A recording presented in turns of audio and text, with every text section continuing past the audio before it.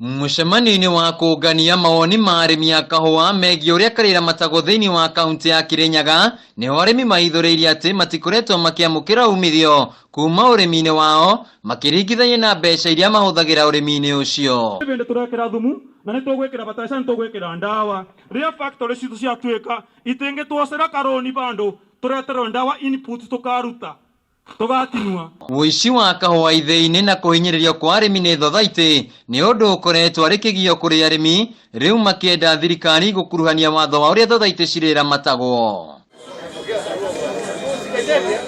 Na akĩaria thĩinĩ wa mũcemanio ũcio, minista wa ũrĩmi Peter Munya augĩte atĩ watho mwerũ ũrĩa ũrathondekwo ũramati wa kahũa nĩ ũgũkinyia mũthia kũhinyĩrĩrio kwa arĩmi. Sheria inasema sasa, hii draft sheria na ikubalika ni sawa, ya kwamba kabla ya kuenda release kahawa ya wakulima waite mkutano na minutes inaonyesha wamechagua huyu.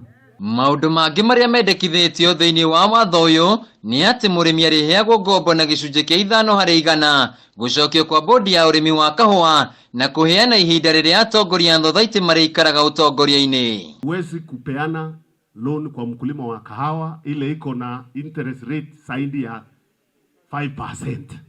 Ihinda-inĩ rĩu County Commissioner wa Kirinyaga Jim Njoka nĩ arutĩte mũkana wĩgiĩ ũici wa kahũa thĩinĩ wa thothaitĩ, akiuga arũgamĩrĩri a thothaitĩ icio nĩo marĩkuithagio wĩigĩrĩrĩki. Tutaanza uchunguzi pahali mpo, na mtu akipatikana amehusika kwa njia moja au nyingine, mkondo wa sheria utafuatwa vilivyo.